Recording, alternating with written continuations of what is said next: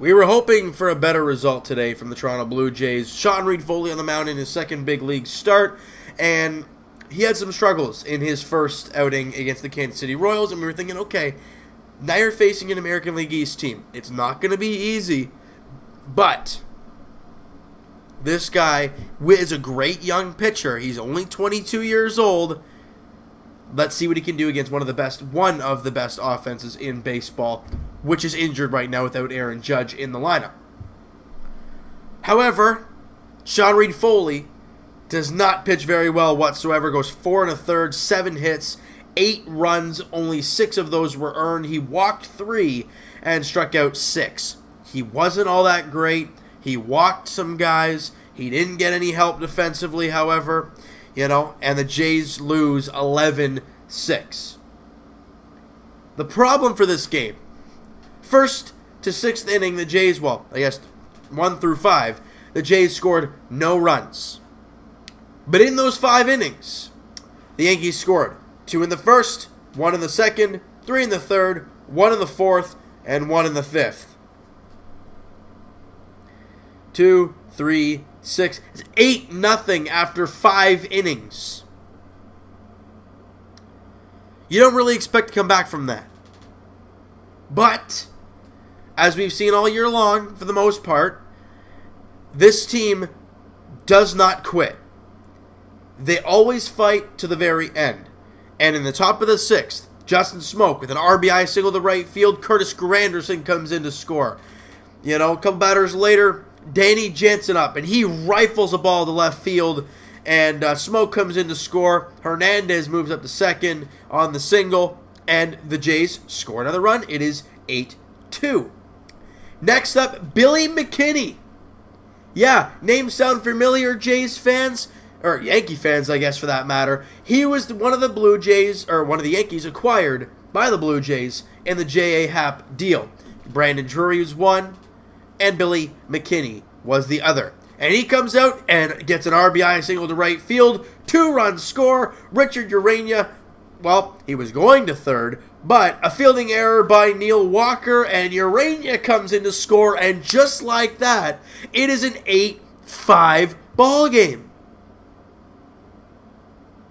But too little too late, as in the bottom of the 8th, Luis Santos comes up, gives up a home run to Greg Bird, bases loaded walk to Hicks, and then a sacrifice fly to Didi Gregorius. Just a terrible outing by Luis Santos in his inning of work. Gave up 3 hits and 3 runs and struck out a batter. He was terrible. But that was it for the offense. The Jays did have 13 hits in this one. 2 for 4 was Billy McKinney in his Blue Jay debut. 2 for 4 with 2 RBIs. Yeah, he struck out twice, but he also walked once as well. So he got on 3 of the 5 times he came to the plate. That's a very positive in his Blue Jays debut. Granderson was 2 for 2. Guys, if we're talking about his trade value stock, it's going up. He had a grand slam a couple days ago. 2 for 2 today, 2 for 2 today, and a run scored. Morales was 1 for 2. Smoke goes 2 for 5. Pilar 1 for 5. Hernandez 1 for 4 with 3 strikeouts. Danny Jansen goes 2 for 4. He's now hitting .429 on the season. I mean, obviously, it's very, very minimal playing time for Danny Jansen, and he's on an on-base percentage of .400. Yeah, his batting average is higher than his on-base percentage. Doesn't happen too often. That'll obviously change as his career goes on, but he went 2 for 4 with the RBI and the runs scored in his great job there. Diaz went 1 for 4, and Richard Urania went 1 for 3. He's hitting .250 as a Toronto Blue Jay. Now, as we said about Sean Reid-Foley, he has another rough outing. With Marcus Stroman now going on the disabled list, which we talked about, and guys, we talked about this in the spring training. If he's not healthy enough to play, don't pitch him. And it happened early in the season. He was injured, they still pitched him, and he goes on the DL for over a month. Lately, he's been dealing with this blister issue. And then he gets lit up yesterday, and now he goes back on the DL. Gibby, protect your players. Don't just run them through the ground. Now, we also heard today that John Gibbons will be the manager of the Blue Jays for the remainder of the season. Now, beyond that, we have no idea what's going to happen. Only Shapiro and Atkins have their plan. So let's go to the bullpen real quick. Jake Petrichka came out winning an inning in 2/3, no hits, no walks, 2 strikeouts. Jaime Garcia, again, continuously does a good job. Two-thirds of an inning, gives up 1 hit, but that's all she wrote. His ERA is now under 6. Santos was terrible. Ryan Tepera came out and got 2/3 of an inning, walked a guy, but that was about it. ERA is now under 4 for Ryan Tepera, so he's come on as of late. But the problem today, Luis Santos and Sean Reid-Foley's inability to throw some strikes, and when he is throwing strikes, they're meatballs.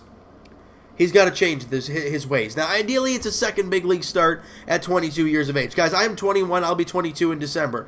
I can't even imagine what Sean Reid-Foley is going through right now. So, and I understand he's a big leaguer, and I know he's been all through all the levels, and he's been through all, but I don't care.